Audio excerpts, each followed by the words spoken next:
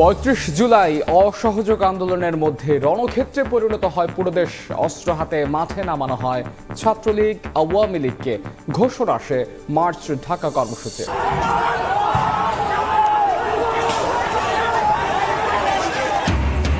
রংপুরে বেগম রোকেয়া বিশ্ববিদ্যালয়ে ছাত্রদল ছাত্র শিবিরের মধ্যে ধাওয়া পাল্টা ধাওয়া সংঘর্ষ। দুপক্ষের 10 জন আহত। প্রদর্শনীকে কেন্দ্র করে উত্তেজনা। প্রাথমিক এবং মাধ্যমিক পর্যায়ের পাঠ্য বইয়ের 15,000-এর বেশি ভুল চিহ্নিত। ইতিহাসের তথ্যগত উপস্থাপনা বিভ্রাট। কাজ চলছে সংশোধনের, জানালো এনসিটিবি। সরকারের খাল পুনর্খনন কাজের সুফল পেতে শুরু করেছে গাইবান্ধাবাসী। 12টি খালের বেশিরভাগ অংশের কাজ শেষ হওয়ায় স্বাভাবিক হয়েছে পানি প্রবাহ, বেড়েছে সেচ সুবিধা। এবং চুক্তি না হওয়া পর্যন্ত ইরানের উপর সামরিক অবরোধ ব্যাহত থাকবে, হুঁশিয়ারি ট্রাম্পের। বললেন চুক্তির জন্য এটি শেষ সুযোগ, কোনো আলোচনা হচ্ছে না, সাফ জানালো তেহরান।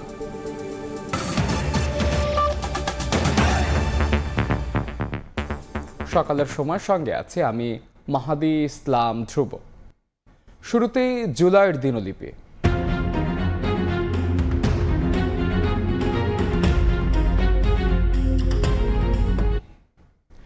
৩৫ জুলাই সরকার পতনের এক দফা দাবিতে দেশ জুড়ে চলছিল অসহযোগ আন্দোলন, যার বিপরীতে এদিন ঘোষণা দিয়েই অস্ত্র হাতে মাঠে নামে আওয়ামী লীগ, যুবলীগ ও ছাত্রলীগ।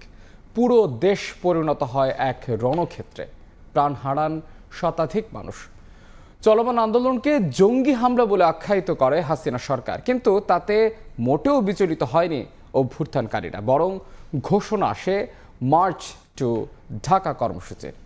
কি ঘটেছিল জুলাইয়ের ঘটনাবহুল এই দিনে? বিস্তারিত থাকছে নাজমুস সালেহের প্রতিবেদনে।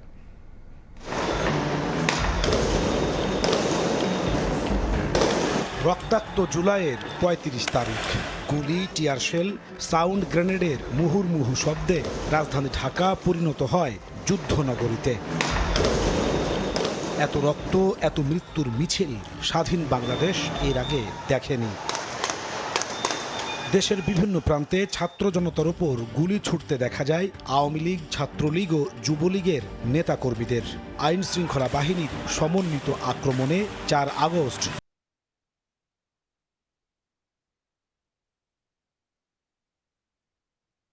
ঘোষিত হয় 3 দিনের সাধারণ ছুটি। ওই দিন ঘোষণা করা হয় 6 August long march to Dhaka, আর 5 তারিখ দেওয়া হয় তুলনামূলক সফট কর্মসূচি। সমন্বয়করা বলছেন, একদিন হাতে সময় থাকায় 5 আগস্ট বড় ধরনের হত্যাযজ্ঞ চালানোর পরিকল্পনা ছিল সরকারের। বিভিন্ন মাধ্যমে পাওয়া এসব তথ্যের উপর ভিত্তি করে সিদ্ধান্ত পরিবর্তনের আলোচনা শুরু হয় নিজেদের মধ্যে। আসিফ ভাই যখন হচ্ছে যে একদিন 6 তারিখ দিল, তখন হচ্ছে আমি একটা বাসায় বসে আছি। ওখান থেকে হচ্ছে আমার কাছে 2জন ব্যক্তি আসলো।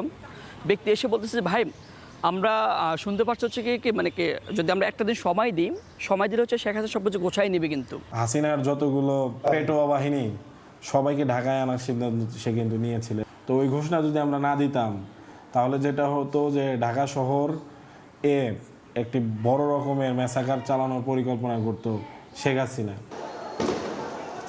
পরিকল্পনা নিয়ে ছাত্র সংগঠনগুলোর সঙ্গে যোগাযোগ শুরু করে সমন্বয়করা। সবার সম্মতিতে সিদ্ধান্ত হয় 6 আগস্ট নয়, 5 আগস্ট পালিত হবে চূড়ান্ত কর্মসূচি লং মার্চ টু ঢাকা। আন্দোলনকারী এবং অনেকের পক্ষ থেকে প্রোগ্রাম প্রস্তাব দেওয়া হয়েছিল বিভিন্ন স্টেক হোল্ডার থেকে, যে 6 তারিখের প্রোগ্রামটাই 5 তারিখে নিয়ে আসতে হবে। তখন এটা নিয়ে আমরা অনেকক্ষণ আলাপ আলোচনা করেছি যে এটা চ্যালেঞ্জ হবে কিনা। তখন আমরা এটি আমাদের দলের তৎকালীন চেয়ারম্যানকে জানিয়েছিলাম। তখন উনি আমাদেরকে বলেছেন, হ্যাঁ, মহাসচিবের সাথে ওনার কথা হয়েছে, আমাদের পক্ষ থেকে যেন আমরা ওকে বলে ফেলি। 6 তারিখে দেওয়ার প্ল্যান করতেছিল, একদিন গুছায় তারা চিন্তা করতেছিল যে ঘোষণা করবে। কিন্তু আমাদের এখানে বক্তব্য ছিল যে অলরেডি আমরা রাস্তায় নেমে গেছি। তাদের একটা ভয় ছিল, ভাই লোকজন আসবে কিনা, এরকম একটা ব্যাপার ছিল। তো আমরা বললাম যে অবশ্যই আমরা একবার সর্বশক্তি নিয়ে ঝাঁপাই পড়তেছি। তো যেটা ছিল যে হ্যাঁ, তারাও একটু কনফিডেন্স পায়, আচ্ছা ঠিক আছে তাহলে ঘোষণা করা যায়। এভাবে করে 5 তারিখে ঘোষণা করে দেওয়া হয়। 6 তারিখের যে লং মার্চ টু ঢাকা কর্মসূচি ছিল, সেটাকে আমরা একদিন এগিয়ে নিয়ে এসেছি। ইতিহাসের সেই যুগান্তকারী ঘোষণা দেন অন্যতম সমন্বয়ক আসিফ মাহমুদ সজীব ভুইয়া। তিনি বলছেন, ফ্যাসিবাদ পতনের চূড়ান্ত টার্নিং পয়েন্ট ছিল সেই দিন। ওই সময় চান্স নেওয়ার আসলে সুযোগ ছিল না। কারণ একবার ফেল করলে স্ট্র্যাটেজিক্যালি পরে আর উঠে দাঁড়ানোর সুযোগ হতো না আর কি। হাজার হাজার মানুষকে হত্যা করে ফেলা হতো এবং ফেল করলে আমাদেরকেও আলটিমেটলি হয়তো হত্যা করে ফেলা হতে পারত। সেজন্য পরে কর্মসূচিটা আমি পূর্ববর্তী কর্মসূচি ঘোষণা করার 2-3 ঘন্টার মধ্যে আবার চেঞ্জ করে একদিনে গিয়ে নিয়ে আসি। ৩৫ জুলাই সশস্ত্র বাহিনীকে ছাত্র জনতার মুখোমুখি না দাঁড়ানোর আহ্বান জানায় সেনাবাহিনীর সাবেক কর্মকর্তারা।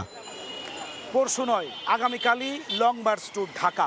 4 আগস্ট এই একটি মাত্র ঘোষণায় 5 আগস্ট ঢাকার সমস্ত রাজপথ গিয়ে মিশেছিল গণভবনের মোহনায়, যার ফলশ্রুতিতে চূড়ান্তভাবে পতন হয় 17 বছরের ফ্যাসিবাদের। নাজমুস সালেহী, সময় সংবাদ, ঢাকা। 5 আগস্ট দিল্লিতে শেখ হাসিনার অনুষ্ঠানের ব্যাখ্যা চায় ঢাকা। গঠনমূলক ও ইতিবাচক সম্পর্ক এগিয়ে নিতে চাইলে ভারতকে অবস্থান পরিষ্কারের আহ্বান জানিয়েছেন পররাষ্ট্র প্রতিমন্ত্রী শামা ওবায়েদ। এদিকে কার্যক্রম নিষিদ্ধ দলের কেউ যেন ভারতে বসে বাংলাদেশ অস্থিতিশীল করতে না পারে সে বিষয়ে সহযোগিতা প্রত্যাশা করেন প্রধানমন্ত্রীর পররাষ্ট্র উপদেষ্টা। খোঁজ খবর নিয়ে সচেষ্ট থাকার আশ্বাস দিয়েছেন ভারতীয় হাইকমিশনার। তুমুল গণ আন্দোলনের মুখে ক্ষমতাচ্যুত হওয়ার দ্বিতীয় বার্ষিকীতে দিল্লিতে ভার্চুয়াল অনুষ্ঠানে যুক্ত হচ্ছেন কার্যক্রম নিষিদ্ধ আওয়ামী লীগের সভাপতি শেখ হাসিনা। এ নিয়ে বাংলাদেশ ও ভারতের কূটনৈতিক অঙ্গনে চলছে তুমুল আলোচনা। সোমবার বিকেলে প্রধানমন্ত্রীর কার্যালয়ে পররাষ্ট্র উপদেষ্টা হুমায়ুন কবিরের সঙ্গে সৌজন্য সাক্ষাৎ করেন ভারতের হাই কমিশনার দীনেশ ত্রিবেদী। এ সময় শেখ হাসিনার প্রকাশ্যে বক্তব্য রাখার খবরের প্রসঙ্গ তুলে পররাষ্ট্র উপদেষ্টা হাই কমিশনারকে বলেন, এ ধরনের কার্যক্রম দুদেশের দ্বিপাক্ষিক সম্পর্কের ইতিবাচক অগ্রগতিকে ক্ষতিগ্রস্ত করতে পারে। কার্যক্রম নিষিদ্ধ সংগঠনের কোনো ব্যক্তি যেন ভারতের ভূখণ্ড ব্যবহার করে রাজনৈতিক বক্তব্য প্রদান বা বাংলাদেশের অভ্যন্তরে অস্থিতিশীলতা সৃষ্টির উদ্দেশ্যে কোনো কর্মকাণ্ড পরিচালনা করতে না পারে সে বিষয়ে দিল্লির সহযোগিতা প্রত্যাশা করে ঢাকা। দীনেশ ত্রিবেদী বিষয়টি যথাযথভাবে বিবেচনা করে প্রয়োজনীয় খোঁজ খবর নেওয়া এবং এ বিষয়ে সচেষ্ট থাকার আশ্বাস দেন। এর আগে একই দিন দুপুরে পররাষ্ট্র মন্ত্রণালয়ে সাংবাদিকদের প্রশ্নের উত্তরে প্রতিমন্ত্রী ইতিবাচক সম্পর্ক এগিয়ে নিতে চাইলে শেখ হাসিনার অনুষ্ঠান নিয়ে দিল্লিকে অবস্থান স্পষ্ট করার আহ্বান জানান। অনেক ধরনের ক্রাইমে সে হয়েছে, সাজাপ্রাপ্ত আসামি। উনি কোথায় কি বলছেন করছেন সেটার তো বাংলাদেশ সরকারের সে সময় নেই জবাব দেবার। অনলাইন মিটিং করবে বা যেটাই করবে সেটা ভারত সরকার সমর্থন করে কি করে না সেটা ভারত সরকারকে ক্লিয়ার করতে হবে। আর এক প্রশ্নের জবাবে শামা ওবায়েদ বলেন, দেশের স্বার্থ রক্ষা করেই যুক্তরাষ্ট্রের সঙ্গে যে কোনো দ্বিপক্ষীয় সমঝোতা বা চুক্তি বাস্তবায়ন করা হবে। Indo-Pacific is there and Bangladesh has always been a part of it. So ওনারা আসবেন, ওনাদের কাজ করবেন আমাদের সাথে। ওনাদের চলমান ডায়ালগ অতীতেও হয়েছে, এখনো হবে। যুক্তরাষ্ট্র সাথে আমাদের যে কোনো দ্বিপাক্ষিক এগ্রিমেন্ট সম্পর্ক যদি বাংলাদেশের মানুষের স্বার্থে হয় তাহলে আমরা সামনে আগাবো। যদি বাংলাদেশের মানুষের স্বার্থে না হয় তাহলে সেটা। বাংলাদেশ যুক্তরাষ্ট্রের চলমান সামুদ্রিক নিরাপত্তা সহযোগিতা ইন্দো প্যাসিফিক অঞ্চলে পারস্পরিক কৌশলগত অংশীদারিত্ব জোরদারের ধারাবাহিকতা হিসেবে দেখছে ঢাকা। শাতিলা শারমিন, সময় সংবাদ, ঢাকা। 2 দিনের রাষ্ট্রীয় সফরে ঢাকায় পৌঁছেছেন সৌদি আরবের উপপররাষ্ট্রমন্ত্রী ওয়ালিদ আল খেরেজি। সোমবার রাতে হজরত শাহজালাল আন্তর্জাতিক বিমানবন্দরে পৌঁছালে সৌদি উপপররাষ্ট্রমন্ত্রীকে স্বাগত জানান প্রধানমন্ত্রীর পররাষ্ট্র বিষয়ক উপদেষ্টা হুমায়ুন কবির। 2 দিনের এই সফরে বাংলাদেশ সৌদি দ্বিপাক্ষীয় সম্পর্ক, পারস্পরিক স্বার্থ সংশ্লিষ্ট বিষয় এবং সহযোগিতা সম্প্রসারণ নিয়ে আলোচনার কথা রয়েছে। সফরকালে দুদেশের মধ্যে বিদ্যমান সম্পর্ক আরও জোরদার, বাণিজ্য, বিনিয়োগ এবং অন্যান্য পারস্পরিক স্বার্থ সংশ্লিষ্ট বিষয়ে আলোচনা হওয়ার কথা রয়েছে। সফর শেষে আজ বিকেলে ঢাকা ত্যাগ করবেন ওয়ালিদ আল খেরেজি।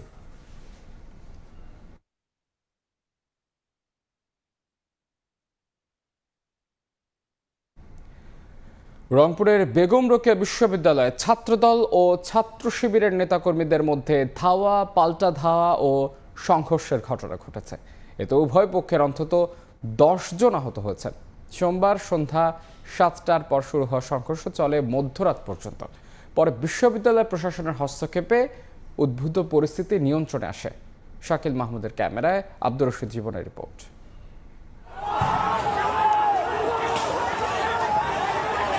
সোমবার সন্ধ্যা 7টার পর থেকেই উত্তপ্ত হয়ে ওঠে বেগম রোকেয়া বিশ্ববিদ্যালয় ক্যাম্পাস। ছাত্রদল ও ছাত্র শিবিরের নেতাকর্মীদের মধ্যে ধাওয়া পাল্টা ধাওয়া এক পর্যায়ে রূপ নেয় সংঘর্ষে। এতে উভয় পক্ষের অন্তত 10 জন আহত হন। ছাত্রদলের দাবি, প্রদর্শনীতে মুক্তিযুদ্ধ বিরোধী রাজাকারদের ছবি প্রদর্শন করা হয়েছিল। এর প্রতিবাদ করতে গেলে ছাত্রদলের এক সহসভাপতির উপর হামলা হয়। এরপরই দুপক্ষের মধ্যে সংঘর্ষ ছড়িয়ে পড়ে। স্বাধীনতা বিরোধী শক্তি যারা ছিল তাদের ছবিগুলো এখানে ছিল, সেটা আমরা সরিয়ে নেওয়ার জন্য কথা বলছিলাম। পরে আমরা যখন করতেছি সেটা আলোচনা শেষ, কিন্তু একটা চেয়ার নিক্ষেপ করেছে এবং করেছে, এবং তখন একটা ছেলে আমাদের আহত হয়। এইটা প্রেক্ষিতে তখন একটা বিশৃঙ্খলা সৃষ্টি হয়। ছাত্র শিবিরের দাবি, জুলুমের বিরুদ্ধে জুলাই শীর্ষক একটি প্রদর্শনীর আয়োজনকে কেন্দ্র করেই ঘটনার সূত্রপাত। তাদের অভিযোগ, প্রদর্শনীতে থাকা জুডিশিয়াল কিলিং শিরোনামের একটি ফেস্টুন নিয়ে আপত্তি তুলে ছাত্রদলের নেতাকর্মীরা হামলা চালান। প্রক্টরের উপস্থিতিতে হামলা চালালো আমাদের উপর। প্রথমে ইট পাটকেল দিয়ে ছুরি করছে, আমাদের অনেক ভাইয়ের মাথা ফাটছে। জুডিশিয়াল কিলিং এর শিকার হয়েছে তারা, এদেরকে রাজাকার আখ্যায়িত করে এক ধরনের এখানে এরা এই ইস্যুটাকে কেন্দ্র করে ওরা হামলা চালাইছে। রাত 11টার পর ঘটনাস্থলে পৌঁছান বিশ্ববিদ্যালয়ের উপাচার্য ডক্টর শওকত আলী। তিনি জানান, প্রদর্শনীর জন্য বিশ্ববিদ্যালয় প্রশাসনের অনুমতি নেওয়া হলেও তা ছাত্র শিবিরের নামে নেওয়া হয়নি। পরে উভয় পক্ষের সঙ্গে আলোচনা করে পরিস্থিতি নিয়ন্ত্রণে আনা হয়। কোনো অশুভ শক্তি এখানে ভেতর ঢুকে এই অস্থিতিশীল পরিস্থিতি সৃষ্টি করার একটা কিছু হতে পারে, সেই ব্যাপারে দুই সংগঠনেই আমাদের কাছে বলেছেন এবং সেই হিসেবে সবাইকে সচেতন থাকার জন্য আমরা আহ্বান জানাচ্ছি। প্রায় 5 ঘন্টা ধরে চলা এ সংঘর্ষের পর বর্তমানে ক্যাম্পাসের পরিস্থিতি স্বাভাবিক রয়েছে। তবে অপ্রীতিকর ঘটনা এড়াতে সতর্ক অবস্থানে রয়েছে বিশ্ববিদ্যালয় প্রশাসন। আব্দুর রশিদ জীবন, সময় সংবাদ, রংপুর। প্রাথমিক এবং মাধ্যমিক পর্যায়ের পাঠ্য বইয়ে 15,000-এর বেশি ভুল চিহ্নিত করেছে বিশেষজ্ঞ কমিটি। এসব ভুল সংশোধনের কাজ চলছে বলে জানিয়েছে জাতীয় শিক্ষাক্রম ও পাঠ্যপুস্তক বোর্ড। সেই সঙ্গে ইতিহাসের সঠিক তথ্য উপস্থাপনের জন্য বিশেষজ্ঞ কমিটি কাজ করছে বলে জানানো হয়। নূরে আলমের রিপোর্টে বিস্তারিত। বর্তমান সরকার দায়িত্ব নেয়ার পর শিক্ষাক্রম পরিমার্জনের উদ্যোগ নেয়। এজন্য গত মার্চে বিশেষজ্ঞ কমিটিও গঠন করা হয়। বিশেষজ্ঞ কমিটি এরই মধ্যে 15,000-এর বেশি ভুল চিহ্নিত করেছে। এর মধ্যে ভাষাগত দুর্বলতা, বানান এবং ছবির ভুল রয়েছে। সেই সঙ্গে ইতিহাসের তথ্যগত উপস্থাপনেও রয়েছে বিভ্রাট। এই ভুলগুলো তো আসলে বিষয়ভিত্তিক এবং প্রত্যেকটা জায়গায় এই ভুলগুলো চিহ্নিত করেছে এবং সেটা 3 ভলিউম আকারে এনসিটিবির কাছে পাঠানো হয়েছে এবং প্রত্যেকটা বইয়ের মধ্যে লাল কালি দিয়ে সুন্দর করে বইগুলো কারেকশন করে দেওয়া হয়েছে। পাঠ্যপুস্তক পরিমার্জনে মুক্তিযুদ্ধের ইতিহাসে যার যা ভূমিকা সেটি গুরুত্বের সঙ্গে থাকছে। সেই সঙ্গে 24-এর গণঅভ্যুত্থান সহ দেশের গুরুত্বপূর্ণ গণতন্ত্রকামী আন্দোলনও থাকছে পাঠ্য বইয়ে। এনসিটিবি বলছে, ভুল সংশোধন করে পাণ্ডুলিপি চূড়ান্ত করার কাজ চলছে। ভুল বা মান উন্নয়নের যে সাজেশনগুলো এসছে সেগুলোকে আমরা এখানে এনে কম্পিউটারে ইনসার্ট করি। প্রুফ দেখে ভাষাগত, তথ্যগত উপযোগিতা, যৌক্তিকতা এবং নির্ভুল করার স্বার্থে আমরা যতখানি সম্ভব আমাদের চেষ্টা করছি। শিক্ষকরা বলছেন, বাংলা ও ইংরেজি সংস্করণের অনেক বিষয়ের বইয়ে তথ্যগত মিল থাকে না, এগুলো নিয়েও কাজ করতে হবে। এনসিটিবির অনুমোদিত বইগুলো তারা সৃজনশীল পদ্ধতিতে একেবারে পুঙ্খানুপুঙ্খভাবেই পড়তে হয়। সেক্ষেত্রে ভুল সংশোধন এবং সর্বশেষ তথ্যটা আমি মনে করি বইতে আসা উচিত। প্রাথমিক পর্যায়ের 36টি এবং মাধ্যমিক পর্যায়ের 97টি বই পরিমার্জনে কাজ করেছেন 320 জন বিশেষজ্ঞ। মানসম্মত শিক্ষা নিশ্চিত করতে হলে নির্ভুল পাঠ্য বই তৈরি করতে হবে। আর এজন্য পরিমার্জনের সঙ্গে গবেষকদের পাশাপাশি শিক্ষকদেরও সম্পৃক্ত করার আহ্বান শিক্ষা সংশ্লিষ্টদের। নূরে আলম, সময় সংবাদ, ঢাকা। সরকারের খাল পুনর্খনন কাজের সুফল পেতে শুরু করেছে গাইবান্ধা ফাঁসি। জেলার 7টি উপজেলার এক সময়ের অস্তিত্বহীন 12টি খাল পুনর্খননের বেশিরভাগ অংশের কাজ শেষ হয়, সচল হয়েছে পানি প্রবাহ। এতে সেচ সুবিধা বাড়ার পাশাপাশি খালের পাড়গুলো রূপান্তরিত হয়েছে যাতায়াতের রাস্তা হিসেবে। একই সঙ্গে তৈরি হয়েছে দেশীয় মাছের প্রজনন ক্ষেত্র। সরকারের এমন উদ্যোগে স্থানীয়রা বহুমুখী সুবিধা পাচ্ছে জানিয়ে বাকি খালগুলো উদ্ধার করে খননের কথা জানায় স্থানীয় প্রশাসন। সোহেল রানার তোলা ছবি নিয়ে বিপ্লব ইসলামের রিপোর্ট। একসময় যা ছিল কেবলই মানচিত্রে, বাস্তবতায় যার কোনো অস্তিত্বই ছিল না। সরকারের বিশেষ উদ্যোগে গাইবান্ধার সেই মৃতপ্রায় খালগুলো এখন প্রাণ ফিরে পেয়েছে। জেলার 7টি উপজেলার এমন হারিয়ে যাওয়া 12টি গুরুত্বপূর্ণ খাল পুনঃখননের মাধ্যমে ফিরিয়ে আনা হচ্ছে পানির স্বাভাবিক প্রবাহ। বছরের পর বছর ধরে ভরাট ও দখল হয়ে থাকা এসব খালে এখন থই থই করছে পানি, যা অবহেলিত গ্রামীণ জনপদে এনে দিয়েছে নতুন আশার আলো। এই প্রকল্পের সবচেয়ে বড় সুফল পাচ্ছেন স্থানীয় কৃষকরা। নালাটা খোঁড়ার পর এখানে প্রায় 500 থেকে 700 বিঘা জমি আবাদ হবে। খাল খননের পরে বিলের পানি নিষ্কাশন হওয়ার পরে এখন ওখানে আবাদ হয়, তারপরে কৃষকেরা যাতায়াত সুবিধা হয়েছে। জমিটা এখন আবাদ হবে ভালো, প্রজন্ম আস্থা হলো, নালা হলো, পরিবর্তন হলো, উন্নতি হলো। বহুমুখী এই প্রকল্পের সুফল কেবল কৃষিতে সীমাবদ্ধ নয়। খাল খননের পর উত্তোলন করা মাটি দিয়ে দুপারে তৈরি হয়েছে প্রশস্ত ও মজবুত পার। গ্রামবাসী এখন এই খালের পার্কে ব্যবহার করছেন সড়ক হিসাবে। অন্যদিকে এসব খাল এখন পরিণত হয়েছে দেশীয় মাছের অভয় আশ্রমে। পানি লাগে আবাদের ক্ষেত্রে, এই খাল খনন থেকে তারা হলো পানি উত্তোলন করিয়ে আবাদ করতে পারবে। আবাদটা ঠিক মতো পাই না, পানি জমি থাকে, এখন আর পানিটা জমি থাকবে না, এখন পানিটা নালার ভিতরে এসে থাকবে। অনেক মানুষ এখন যারা মাছ মারি খায় তাদের ঘরে একটু সুবিধা হয়েছে, মাছ মারি খেতে পারবে।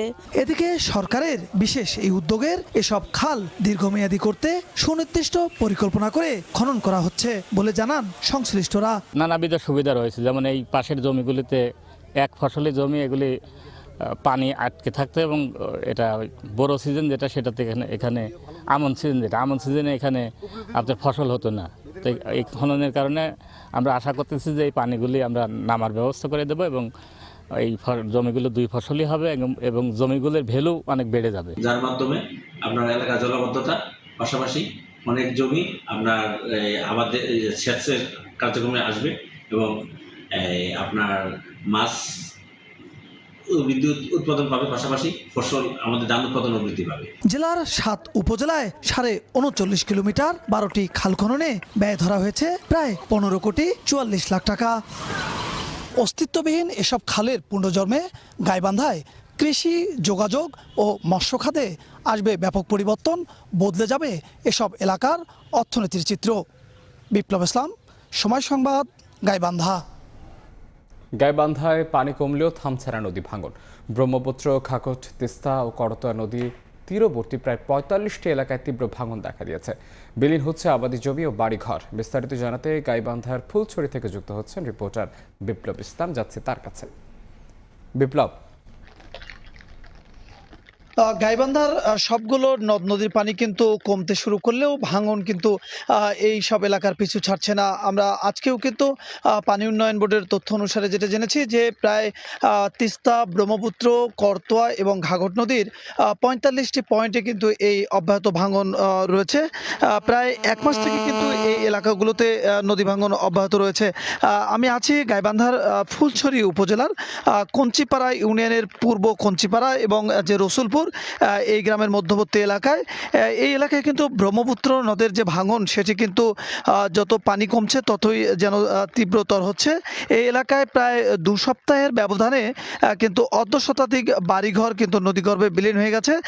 গতকাল থেকে পানি আরও কমার কারণে কিন্তু ভাঙন কিন্তু তীব্রতার আকার ধারণ করেছে। স্থানীয়রা যেটি বলছেন যে প্রায় 2 সপ্তাহ থেকে বাড়িঘর এবং আবাদি জমি ভাঙছে এই এলাকার, কিন্তু স্থানীয় প্রশাসনের পক্ষ থেকে কোনো ব্যবস্থা নেওয়া হয়নি। পানি উন্নয়ন বোর্ড থেকে কোনো জিও ব্যাগ ফেলে যে ভাঙন প্রতিরোধের ব্যবস্থা সেটিও নেওয়া হয়নি।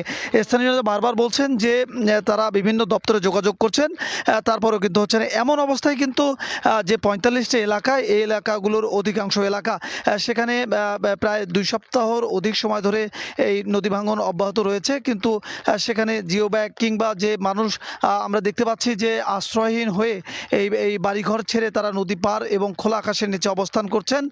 সেই এলাকাগুলো কিন্তু তাদের যে ত্রাণ সামগ্রী কিংবা অন্য কোনো আর্থিক সহায়তা সেটিও কিন্তু প্রশাসনের পক্ষ থেকে করা হয়নি। তারা যেটি বলছেন যে যদি এই এলাকাগুলোতে দ্রুত জিও ব্যাগ ফেলা হতো তাহলে কিন্তু অন্তত আপাতত ভাঙন যে প্রতিরোধ সেটি হতো। পাশাপাশি পানি উন্নয়ন বোর্ড যেটি বলছে যে একই সঙ্গে বেশ কিছু এলাকায় ভাঙন শুরু হওয়ায় তাদের যে আর্থিক বরাদ্দ সেটির কারণে কিন্তু সব জায়গায় তারা কাজ করতে পারছেন না। তারা 45টা স্থানের মধ্যে 15 থেকে 20টি স্থানে ভাঙন ভাঙন প্রতিরোধে ইতিমধ্যেই জিও ব্যাগ ফেলার কাজ শুরু করেছেন।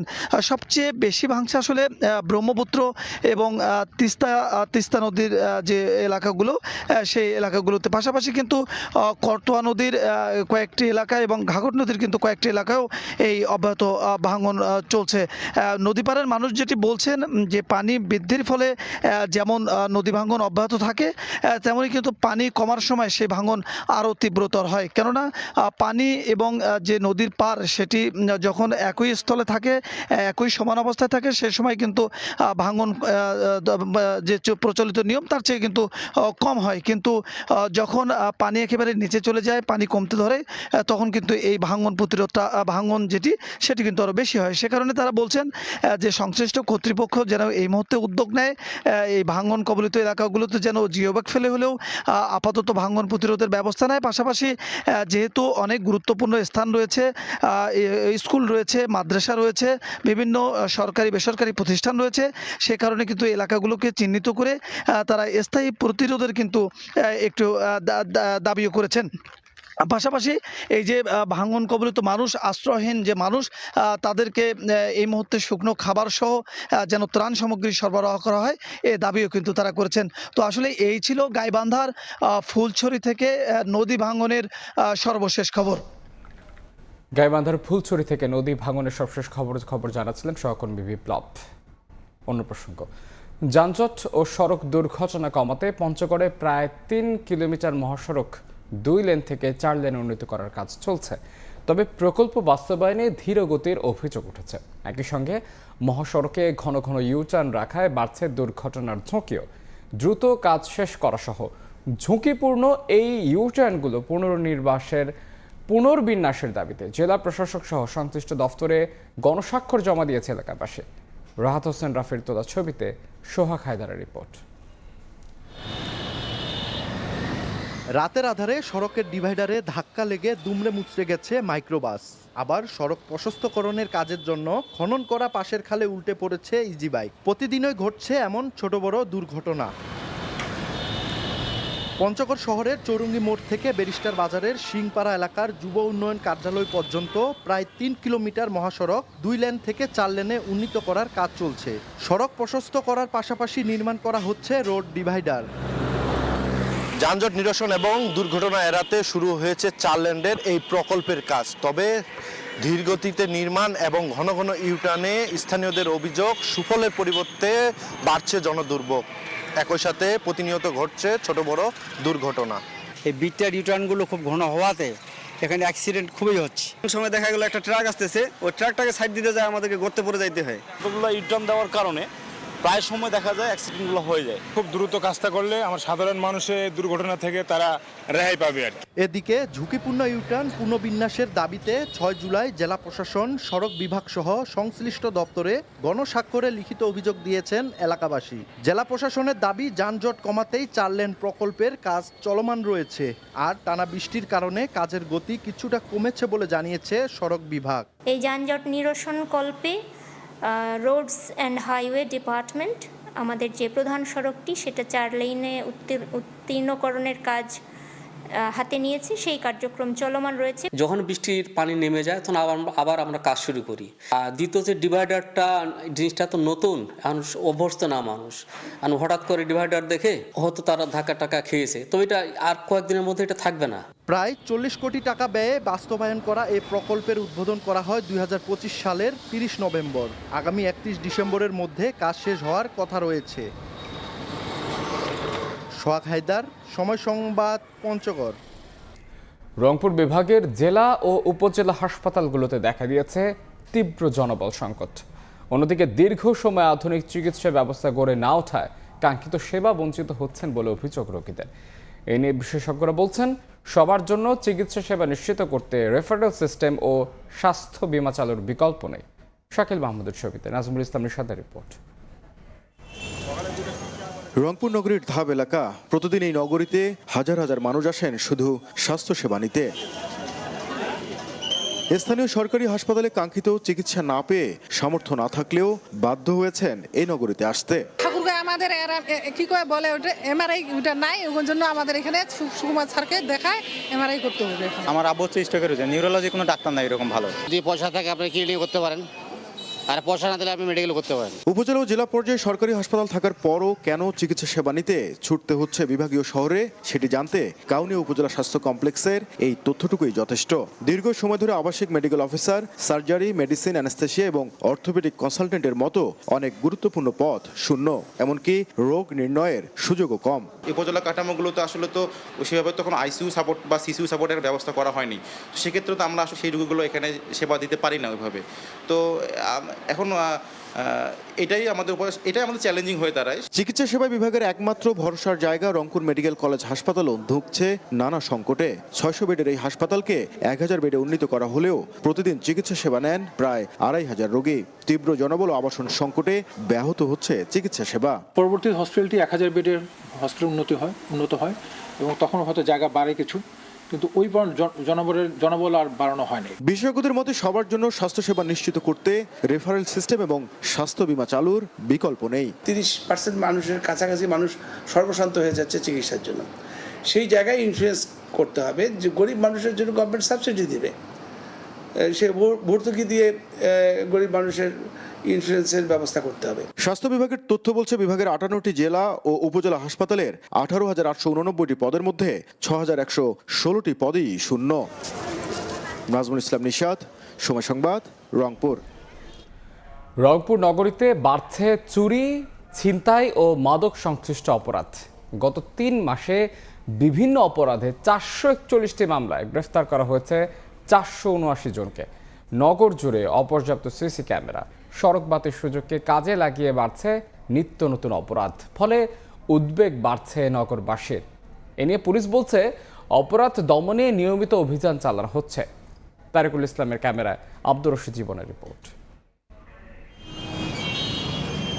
জনসংখ্যা ও নগরায়নের সঙ্গে পাল্লা দিয়ে রংপুরে বেড়েছে চুরি, ছিনতাই, মাদক কারবার সহ নানা অপরাধ। ফলে আতঙ্ক বাড়ছে নগরবাসীর মাঝেও। নগরীর বিভিন্ন সড়ক, অলিগলি ও গুরুত্বপূর্ণ মোড়ে নেই পর্যাপ্ত সিসি ক্যামেরা, এমনকি সড়কবাতি। এ সুযোগে সক্রিয় হয়ে ওঠে অপরাধীরা। প্রায় প্রতিদিনই ঘটছে ছোট বড় অপরাধমূলক কর্মকাণ্ড।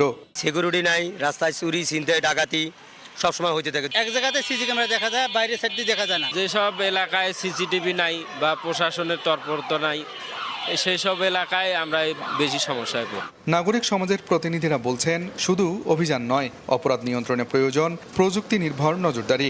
যত তাড়াতাড়ি সম্ভব রংপুর সিটি কর্পোরেশনকে সম্পূর্ণরূপে সিসি ক্যামেরার আওতায় নিয়ে আসা, উন্নত প্রযুক্তি ব্যবহার করা, এখানে হলো ডিজিটালাইজড যে সিস্টেমগুলো আছে সেটাকে আরও থানা পর্যন্ত, একেবারে থানা লেভেল পর্যন্ত এবং ওয়ার্ড লেভেল পর্যন্ত এই বিষয়গুলোকে বিস্তীর্ণতা যত লাভ করবে তত বেশি অপরাধী শনাক্ত করা সম্ভব হবে। তবে রংপুর মেট্রোপলিটন পুলিশ বলছে সীমাবদ্ধতা থাকলেও নগরবাসীর নিরাপত্তায় নিয়মিত টহল, বিশেষ অভিযান এবং অপরাধীদের গ্রেপ্তারে ধারাবাহিকভাবে কাজ করছে তারা। 3টা সেক্টরের আন্ডারে 50টা সাব সেক্টর করে 3টা সেক্টর 3 জন ডিসি, পুলিশ সুপার পদমর্যাদার, এসপি পদমর্যাদার 3 জন ডিসি নেতৃত্ব দিয়ে কাজ করতেছেন। পুলিশের তথ্য অনুযায়ী গত 3 মাসে বিভিন্ন অপরাধে 441টি মামলায় গ্রেপ্তার করা হয় 479 জনকে, যারা অধিকাংশই চুরি, ছিনতাই ও মাদক সংশ্লিষ্ট মামলার আসামি। একই সময়ে উদ্ধার করা হয়েছে প্রায় 1,36,00,000 টাকার মাদকদ্রব্য। আব্দুর রশিদ জীবন, সময় সংবাদ, রংপুর। বগুড়া শেরপুরে ফুটবল খেলাকে কেন্দ্র করে সৃষ্ট দ্বন্দ্ব থামাতে গিয়ে প্রতিপক্ষের হামলায় জামিল শেখ নামের এক শিক্ষার্থী নিহত হয়েছেন। স্থানীয়রা জানান সোমবার বিকেলে মাঠে ফুটবল খেলা চলছিল। খেলার এক পর্যায়ে খেলোয়াড়দের মধ্যে বিরোধ সৃষ্টি হয়। পরিস্থিতি উত্তপ্ত হয়ে উঠলে জামিল শেখ বিবাদ থামাতে মধ্যস্থতা করতে যায়। এই সময় প্রতিপক্ষ পক্ষের শাকিল নামের এক তরুণ তার উপর অতর্কিত হামলা চালায় এবং সজোরে লাথি, কিল, ঘুষি মারে। এতে জামিল গুরুতর আহত হয়ে মাঠে পড়ে যায়। পরে শেরপুর উপজেলা স্বাস্থ্য কমপ্লেক্সে নিয়ে গেলে চিকিৎসক তাকে মৃত ঘোষণা করেন।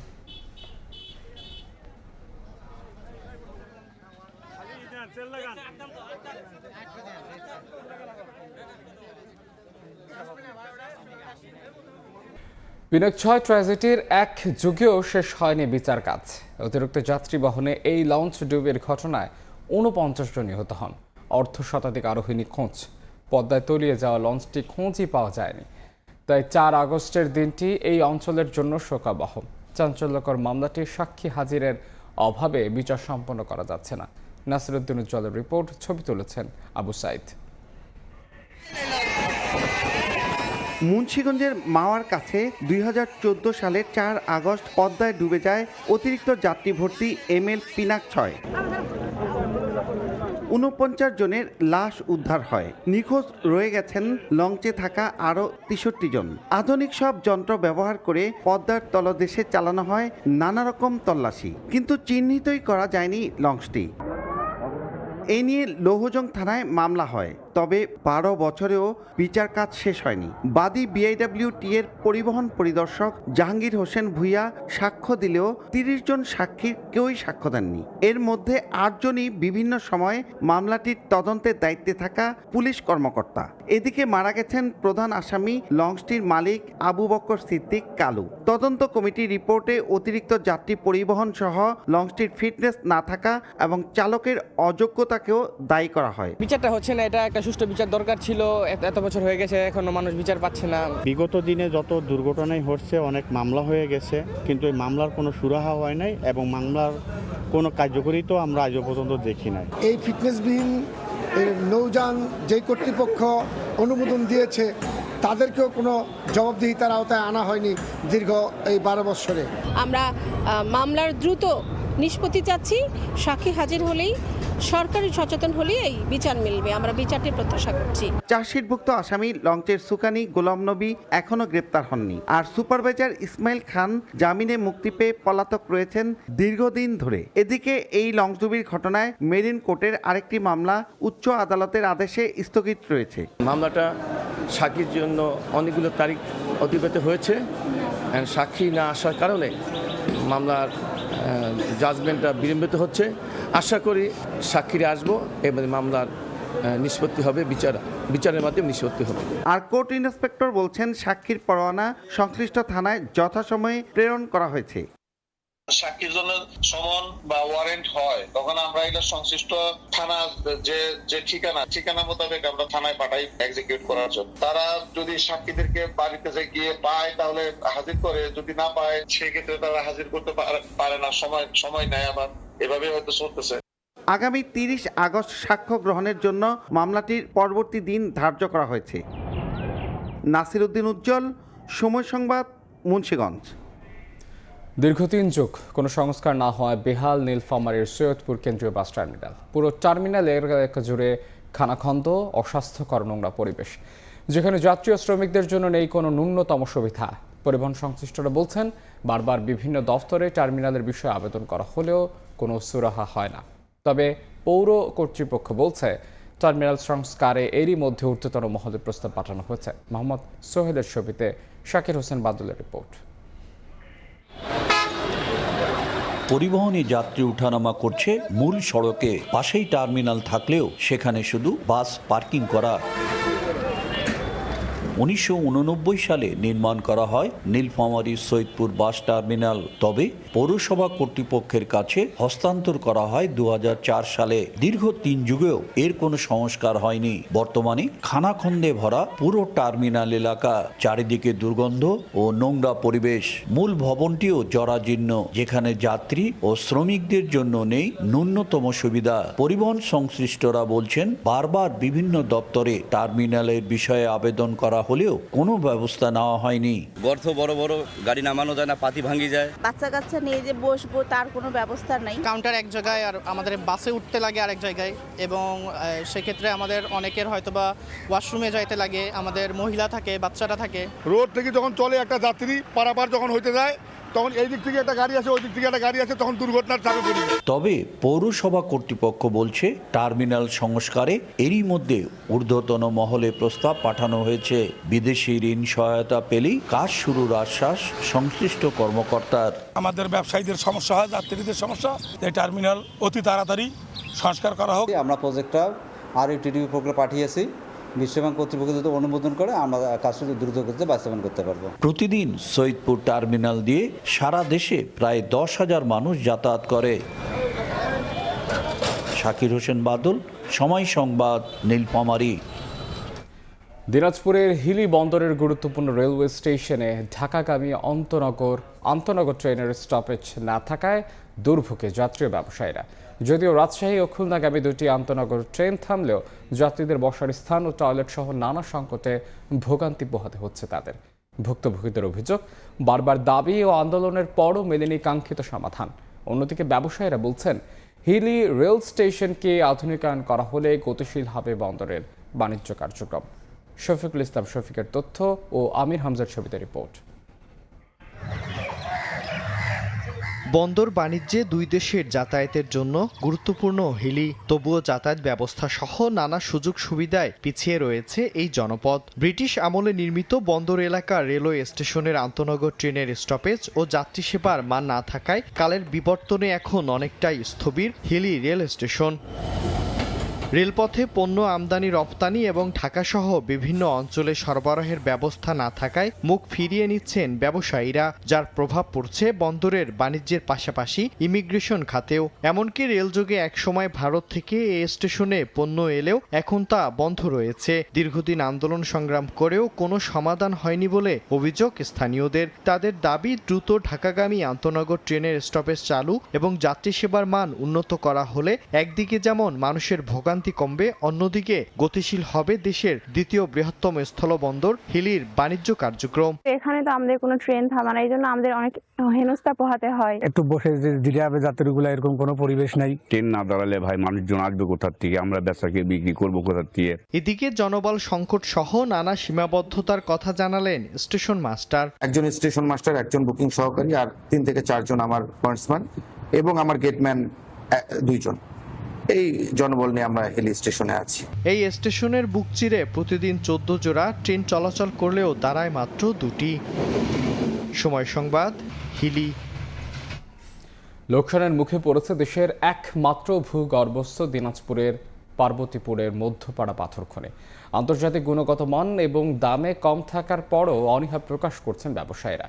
সরকারি প্রতিষ্ঠানের জন্য দরপত্রে মধ্যপাড়া পাথরের ব্যবহারের নির্দেশনা থাকা সত্ত্বেও তা মানছেন না সংশ্লিষ্টরা। তবে খনি কর্তৃপক্ষের দাবি, দেশে যে সাইজের পাথরের চাহিদা রয়েছে সে আকারের পাথর উত্তোলনে উৎপাদনকারী প্রতিষ্ঠান জেটিসিকে তাগাদা দেওয়া হয়েছে। গোলাম নবী দুলালের তথ্য ও মঞ্জিত আলম শিমুলের ছবি নিয়ে রিপোর্ট। দেশে প্রতি বছর পাথরের চাহিদা 2,16,00,000 টনের বেশি। মধ্যপাড়ায় উৎপাদন হয় 15 থেকে 16 লাখ টন, যা মোট চাহিদার 5 থেকে 7%। দেশে পাথরের বার্ষিক চাহিদা প্রায় 2,16,00,000 টন। এ চাহিদার সিংহভাগ আমদানি করা হয় ভারত ও ভুটান থেকে। খনির উৎপাদন ও রক্ষণাবেক্ষণের দায়িত্বে বেলারুশের জার্মানিয়া ট্রেস্ট কনসোর্টিয়াম প্রতিদিন 4,500 থেকে 5,000 টন পাথর উত্তোলন করে আসছে। রেলপথ ও নদী শাসনের পাথর ছাড়া নির্মাণ কাজে ছোট সাইজের পাথর কিনে দেশের বিভিন্ন জেলায় সরবরাহ করছেন ডিলাররা। লক্ষ লক্ষ মেট্রিক টন স্টকে আছে, যে পাথরগুলো এখনো বিক্রির মতো বাংলাদেশ সরকার অনেক কিছু চেষ্টা করতেছে, করার পরেও খনি কর্তৃপক্ষ বিক্রি করতে পারতেছে না। রেলওয়ে সাইজটা শুধু রেলওয়ে ব্যবহার হয়, তো এই জন্য আমরা খুলে দিতে পারতেছি না। আর যেটা এমনি নর্মালি 40, 5-20 মিলিমিটার, এটা আমাদের সহনীয়। সরকার যদি বড় একটা বাজেট দেয় বা সরকারের যদি চাহিদা থাকে, তাহলে এই পাথর থাকবে না, অবশ্যই বিক্রি হয়ে যাবে। পাথর বিক্রি বাড়াতে আমদানিকৃত পাথরের সঙ্গে মূল্য সমন্বয় করে মধ্যপাড়ার প্রকল্পের পাথর বিক্রির উদ্যোগের কথা জানান মার্কেটিং কর্মকর্তা। খনি সচল রাখতে সরকারের বিশেষ সহযোগিতার কথা জানিয়ে ব্যবস্থাপনা পরিচালক জানান, মার্কেট সাইজের চাহিদা অনুযায়ী পাথর উৎপাদন বাড়াতে জেটিসিকে চিঠি দেওয়া হয়েছে। বর্তমানে আমাদের খনিতে শুধুমাত্র রেলওয়ে ব্যালাস্ট 8,80,000 মেট্রিক টন মজুত আছে, আর মোল্ডার আছে 3,95,000 মেট্রিক টন। আমরা এই পাথর বিক্রির জন্য বিভিন্ন উদ্যোগ গ্রহণ করেছি। যে সাইজের পাথরের চাহিদা বেশি, সেটার প্রোডাকশন কীভাবে বাড়ানো যায়, এই জন্য আমরা জিটিসিকে চিঠি দিয়েছি যে তাদের যে বিদ্যমান ক্রাশিং প্লান্ট আছে সেটাকে তারা মডিফাই করে আমাদের যেটা চাহিদা বেশি সেটা তারা প্রোডাকশন বাড়াতে পারবে কি না। যদি সেটা না হয়, নতুন কোনো ক্রাশিং প্লান্ট বসিয়েও যদি আমরা এটা করতে পারি চাহিদা মতো পাথরের সাইজ, সেই জন্য আমরা কমিটি গঠন করে দিয়েছি জিটিসি এবং আমাদের মধ্যপাড়ার কর্মকর্তাদের সমন্বয়ে। আশা করছি খুব তাড়াতাড়ি তারা রিপোর্ট দিবে, রিপোর্ট দিলে সেই অনুযায়ী আমরা ব্যবস্থা নেব। সাবেক প্রধানমন্ত্রী বেগম খালেদা জিয়া 1994 সালে মধ্যপাড়া গ্রানাইট প্রকল্পটি উদ্বোধন করেন এবং 2007 সালের 25 মে মধ্যপাড়া কঠিন শিলা খনি বাণিজ্যিক উৎপাদনে যায়। বর্তমানে মধ্যপাড়া খনির 9টি ইয়ার্ডে প্রায় 14,20,000 টন পাথর মজুত রয়েছে। সময় সংবাদ, দিনাজপুর। ইরানের সঙ্গে চুক্তি নিয়ে আলোচনা চলছে বলে জানিয়েছেন মার্কিন প্রেসিডেন্ট ডোনাল্ড ট্রাম্প। সোমবার তিনি সতর্ক করে বলেন, 5 মাস ধরে চলা এই যুদ্ধের অবসান ঘটাতে এটিই শেষ সুযোগ। কিন্তু ইরান কোনো আলোচনার কথা অস্বীকার করেছে। একটি চুক্তি করতে ইরানের বিরুদ্ধে ফের হুঁশিয়ারি দিয়েছেন মার্কিন প্রেসিডেন্ট ডোনাল্ড ট্রাম্প। যুদ্ধের 5 মাস পর তেহরানের জন্য চুক্তিতে স্বাক্ষর করার এটি শেষ সুযোগ বলে জানান তিনি। ওভাল অফিসে ট্রাম্প সাংবাদিকদের বলেন, আলোচনা এই মুহূর্তেও চলছে। বলেন, ইরান, সৌদি আরব, সংযুক্ত আরব আমিরাত ও কাতার সহ অন্যান্য দেশের অনুরোধে পক্ষগুলো আলোচনা করছে। যদিও ইরানের দাবি কোনো ধরনের আলোচনা হচ্ছে না। সোমবার ইরানের পররাষ্ট্র মন্ত্রণালয়ের মুখপাত্র ইসমাইল বাঘাই বলেন, যুক্তরাষ্ট্রের সঙ্গে কোনো আলোচনা হচ্ছে না এবং কোনো বৈঠকের সময়সূচি নির্ধারিত নেই। আগামী দিনগুলোতে বিদেশি প্রতিনিধি দলকে আতিথ্য দেয়া বা বিদেশে আলোচক পাঠানোর কোনো পরিকল্পনা ইরানের নেই বলেও সাফ জানান বাঘাই। ইরানের পররাষ্ট্র মন্ত্রণালয় সোমবার জানায়, তারা একমাত্র ওমানের সঙ্গে আলোচনা করছে। এই আলোচনার বিষয় হল বৈশ্বিক জ্বালানি বাণিজ্যের জন্য গুরুত্বপূর্ণ পথ হরমুজ প্রণালীর নিয়ন্ত্রণ ভাগাভাগি করার পরিকল্পনা। এদিকে যুক্তরাষ্ট্রের সঙ্গে আলোচনায় থাকার কথা ইরান অস্বীকার করার পর ডোনাল্ড ট্রাম্প ক্ষোভ জানান। সামাজিক যোগাযোগ মাধ্যমে এক ক্ষুব্ধ পোস্টে তিনি ঘোষণা করেন, একটি চুক্তি অথবা পূর্ণ আত্মসমর্পণ না হওয়া পর্যন্ত মার্কিন সামরিক অবরোধ অব্যাহত থাকবে। ট্রাম্প ইরানের নেতৃত্বকে অবিশ্বাস্যভাবে কপট বলে অভিহিত করেন এবং দাবি করেন তারাই একটি বৈঠকের জন্য অনুরোধ করেছিল। এর আগে চুক্তির জন্য ট্রাম্প আঞ্চলিক শক্তি ও তেহরানের অনুরোধের কথা উল্লেখ করে ইরানের বিরুদ্ধে পরিকল্পিত হামলা স্থগিত করেন। শাফিনা সুলতানা, সময় সংবাদ। রাশিয়া ইউক্রেনের পাল্টাপাল্টি হামলা অব্যাহতভাবে চলছে। উভয় পক্ষের স্থানীয় কর্মকর্তাদের মতে সবশেষ হামলায় রাশিয়ার অন্তত 11 জন এবং ইউক্রেনেও 11 জন নিহত হয়েছেন। এই নিয়ে রাশিয়া জানিয়েছে তাদের বাহিনী ইউক্রেন থেকে আসা 1000-এর বেশি ড্রোন প্রতিহত করেছে। এদিকে প্রশাসনিক রদবদলের অংশ হিসেবে ইউক্রেনের প্রধান শান্তি আলোচক রুস্তেম উমেরোভকে বিদেশি গোয়েন্দা সংস্থার প্রধানের দায়িত্ব দিয়েছেন প্রেসিডেন্ট জেলেনস্কি।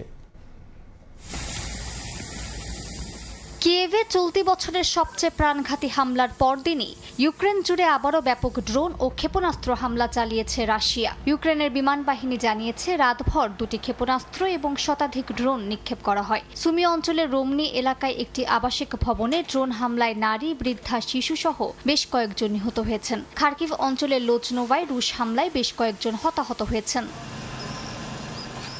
বৃহস্পতিবার কিয়েভে রাশিয়ার ভয়াবহ হামলায় হতাহতের সংখ্যা বেড়েই চলেছে। ক্ষতিগ্রস্ত হয়েছে প্রায় 130টি ভবন এবং ধ্বংস হয়েছে ইউক্রেনীয় রেড ক্রসের একটি মানবিক সহায়তা গুদাম, যেখানে সংরক্ষিত ছিল 3 লাখেরও বেশি ত্রাণ সামগ্রী। উদ্ধার কাজ এখনও অব্যাহত রয়েছে। ইউক্রেনের জরুরি সেবা বিভাগের কর্মীরা ধ্বংসস্তূপে আটকে পড়াদের উদ্ধারে নিরলস কাজ চালিয়ে যাচ্ছেন। রুশ হামলা নিন্দা জানিয়ে জাতিসংঘ মহাসচিব আন্তোনিও গুতেরেস বেসামরিক স্থাপনায় হামলা অবিলম্বে বন্ধের আহ্বান জানিয়েছেন। ইউরোপীয় ইউনিয়নের পররাষ্ট্রনীতি প্রধান কাজা কালাস মস্কোর বিরুদ্ধে নতুন নিষেধাজ্ঞার প্রস্তাব দেওয়ার ঘোষণা দিয়েছেন। অন্যদিকে যুদ্ধ এখন রাশিয়ার ভেতরেও নতুন চাপ তৈরি করছে। ইউক্রেনের দূরপাল্লার ড্রোন হামলায় রাশিয়ার তেল শোধনাগার ও জ্বালানি অবকাঠামো ক্ষতিগ্রস্ত হওয়ায় দেশটিতে জ্বালানি সংকট দেখা দিয়েছে। সামরিক বিশ্লেষকদের মতে ইউক্রেনের প্রযুক্তি নির্ভর অ্যাসিমেট্রিক কৌশলের সঙ্গে তাল মেলাতে হিমশিম খাচ্ছে মস্কো। যদিও রাশিয়া ইউক্রেনের বিভিন্ন শহরে হামলার তীব্রতা বাড়িয়ে পাল্টা চাপ সৃষ্টি করতে চাইছে, তবুও দুই পক্ষের এই পাল্টাপাল্টে আক্রমণ সংঘাতকে আরও দীর্ঘায়িত করছে এবং শান্তি আলোচনার সম্ভাবনাকে আরও অনিশ্চিত করে তুলছে বলে মনে করছেন বিশেষজ্ঞরা। মালিহা সুহরওয়ার্দী, সময় সংবাদ। ইউরোপ এবং যুক্তরাষ্ট্র জুড়ে ভয়াবহ দাবানল আরও বিপজ্জনক হয়ে উঠেছে। স্যাটেলাইট চিত্রে স্পেন, ফ্রান্স এবং ইতালির বিভিন্ন অঞ্চলে ধোঁয়া উঠতে এবং ব্যাপক অগ্নিকাণ্ডের ক্ষয়ক্ষতির চিত্র দেখা গেছে। ইউরোপের তীব্র তাপপ্রবাহ থেকে খরা এবং তীব্র শিলাবৃষ্টির আশঙ্কা করা হচ্ছে। সোমবার নেদারল্যান্ডসের লিমবার্গ প্রদেশে দাবানল ছড়িয়ে পড়ে। দমকল কর্মীরা দ্রুত ছড়িয়ে পড়া আগুন নেভানোর জন্য রীতিমতো লড়াই চালিয়ে যান। বাসিন্দাদের নিরাপদ স্থানে সরিয়ে নেওয়া হয় এবং ট্রেন চলাচল বন্ধ করে দেওয়া হয়। গ্রিসের এথেন্সের উত্তর পশ্চিমে শত শত দমকল কর্মী চতুর্থ দিনের মতো আগুন নেভানোর জন্য লড়াই চালিয়ে যান। প্রবল বাতাসের কারণে দাবানল বাড়িঘর, পাইন বন এবং হাজার হাজার হেক্টর কৃষিজমি ধ্বংস করে দেয়। গ্রাম ও বসতিগুলো থেকে জরুরি ভিত্তিতে লোকজনকে সরিয়ে নেওয়া হয়। 400 জনেরও বেশি দমকল কর্মী এবং 21টি বিমান মোতায়েন করা হয় দাবানল নিয়ন্ত্রণে আনতে। ভয়াবহ দাবানলের কারণে দক্ষিণ পশ্চিম ফ্রান্সের লে পোর্স শহর থেকে সরিয়ে নেওয়া বাসিন্দাদের সোমবার তাদের বাড়িতে ফেরার অনুমতি দেওয়া হয়। দাবানল শুরু হওয়ার পর বোর্দোর প্রধান শহরের কাছে 42,000 হেক্টর জমি পুড়ে যায়। এরপর স্থানীয়দের নিরাপদ স্থানে সরে যেতে বলা হয়েছিল। এই আদেশের 10 দিন পর তাদের বাড়ি ফিরতে বলা হলেও আশঙ্কা করা হচ্ছে কারো কারো বাড়ি পুড়ে ছাই হয়ে গেছে। স্পেনের মধ্যাঞ্চলীয় প্রদেশে একটি দাবানল টানা 6ষ্ঠ দিনের মতো অনিয়ন্ত্রিতভাবে চলছে। 1200 জনেরও বেশি মানুষকে সরিয়ে নিতে বাধ্য হয় কর্তৃপক্ষ। স্পেনের দমকল কর্মীরা সময়ের সঙ্গে পাল্লা দিয়ে কাজ করছেন। স্পেন সাম্প্রতিক বছরগুলোতে সবচেয়ে বিধ্বংসী দাবানলের মুখোমুখি হয়েছে এই মৌসুমে। এদিকে যুক্তরাষ্ট্রের ওয়াশিংটন রাজ্যের স্পোকেন শহরে দাবানলের হুমকির মুখে প্রায় 60,000 মানুষকে সরে যাওয়ার নির্দেশ দেওয়া হয়। এই অঞ্চলের আগুনে বাড়িঘর ও ব্যবসা প্রতিষ্ঠান সহ 600টি ভবন ধ্বংস হয়ে গেছে। শাফিনা সুলতানা, সময় সংবাদ। অস্ট্রেলিয়া পৌঁছে প্রথম দিনের মতো অনুশীলন করেছে বাংলাদেশি দলের একাংশ। ডারউইনে মারাডো ক্রিকেট গ্রাউন্ডে নিজেদের ঝালিয়ে নিয়েছে শান্ত বাহিনী। এদিন কন্ডিশনের সঙ্গে মানিয়ে নিতে সময়টা পার করেছেন ক্রিকেটাররা। প্র্যাকটিস গ্রাউন্ডসের উইকেট এবং ফ্যাসিলিটিস নিয়ে সন্তুষ্টি জানালেন স্পিনার তাইজুল ইসলাম। 23 বছর পর অস্ট্রেলিয়ার মাটিতে টেস্ট সিরিজ। বাংলাদেশের ক্রিকেটের আগ্রহ আর আকর্ষণের কেন্দ্রবিন্দু এখন ডারউইন। 2 ধাপে ক্রিকেটাররা গেছেন ক্যাঙ্গারুর দেশে। 7 জন এখনও না পৌঁছালেও বাকিরা একদিনের বিশ্রাম শেষে নেমে পড়েছেন মাঠের অনুশীলনে। মারারা ক্রিকেট গ্রাউন্ডের রৌদ্রোজ্জ্বল আবহাওয়ায় প্রথম দিনটা ভালোই কেটেছে টাইগারদের। আবহাওয়ার তারতম্য থাকলেও তা অনেকটাই মানানসই বলে জানিয়েছে টিম ম্যানেজমেন্ট। তাই তো হালকা স্ট্রেচিং এবং শরীর গরমের পরই নেট সেশনে নেমে পড়েন ক্রিকেটাররা। ব্যাট বলে নিজেদের ঝালাই করে নিয়েছেন শান্ত, সাদমান, মুশফিকরা। পুরো অনুশীলন সেশন দেখভাল করেছেন হেড কোচ ফিল সিমন্স। নিজের অভিজ্ঞতা থেকে পরামর্শও দিয়েছেন শিষ্যদের। নেটে পেসারদের পাশাপাশি হাত ঘুরিয়েছেন স্পিনাররা। দলের সঙ্গে থাকা মিরাজ, তাইজুলদের নিয়ে আলাদা করে কাজ করেছেন স্পিন মায়াস্ত্রো মুস্তাক আহমেদ। প্র্যাকটিস গ্রাউন্ডের উইকেট এবং ফ্যাসিলিটিস নিয়ে সন্তুষ্টি ছড়ল তাইজুলের কণ্ঠে। প্রথম দিনের প্র্যাকটিসটা খুব ভালো হয়েছে, বিকজ আপনারা দেখবেন যেখানে অনেক ফ্যাসিলিটিসটা অনেক ভালো। উইকেট থেকে শুরু করে ফিল্ডিং প্র্যাকটিস থেকে শুরু করে রানিং থেকে শুরু করে সব ধরনের অ্যাক্টিভিটিস আমরা করতে পারছি, তো খুব ভালো হয়েছে। দ্বিতীয় ধাপে যাওয়া ক্রিকেটাররা পৌঁছালে পুরোদমে অনুশীলন শুরু করবে বাংলাদেশ। 6 থেকে 8 আগস্ট ক্রিকেট অস্ট্রেলিয়া 11-এর বিপক্ষে একটা প্রস্তুতি ম্যাচ খেলার কথা রয়েছে শান্ত মমিনুলদের। নিয়ন মোহাইমিন, সময় সংবাদ। বিসিবির চুক্তিবদ্ধ আম্পায়ারের তালিকা থেকে বাদ দেওয়া হলো শরফুদ্দৌলা সৈকতকে। কোনো কারণ না জানিয়ে গত এপ্রিল থেকে তাকে বেতন দিচ্ছে না ক্রিকেট বোর্ড। আর এমন সিদ্ধান্তে হতবাক আইসিসির এলিট প্যানেলভুক্ত এই আম্পায়ার। একইভাবে ছাঁটাই করা হয়েছে সাইমন টফেলকেও। মেয়াদ পূরণের আগে প্রায় 1 কোটি টাকা ভর্তুকি দিতে তাকে বিদায় জানিয়েছে বিসিবি।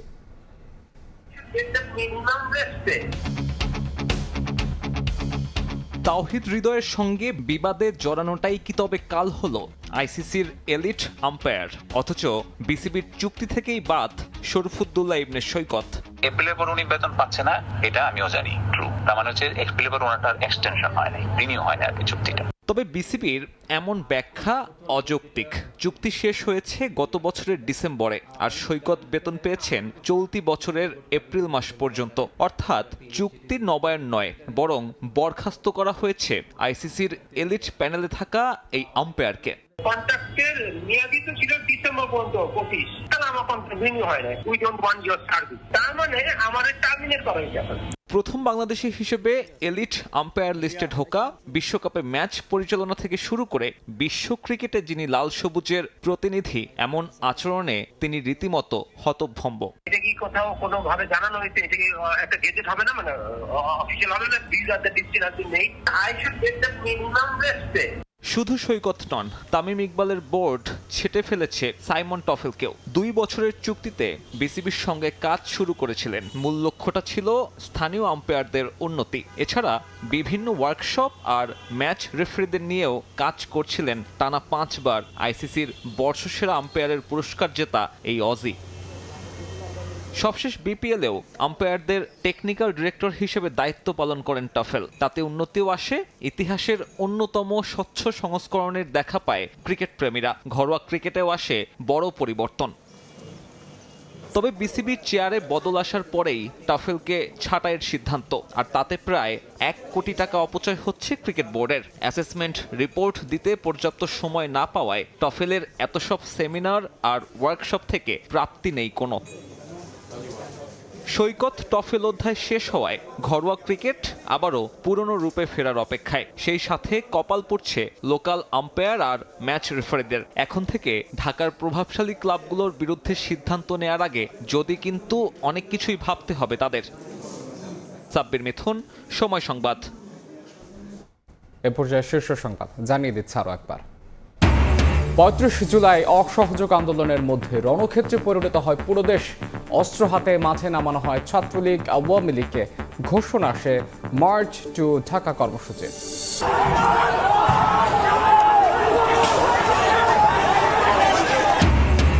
রংপুর বেগম রোকেয়া বিশ্ববিদ্যালয়ে ছাত্রদল ছাত্র শিবিরের মধ্যে ধাওয়া পাল্টা ধাওয়া সংঘর্ষ।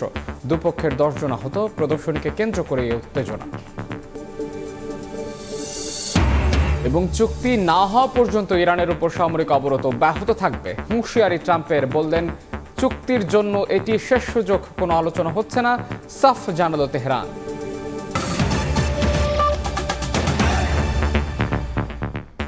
এই ছিল সকালের সময় এখনকার আয়োজনে।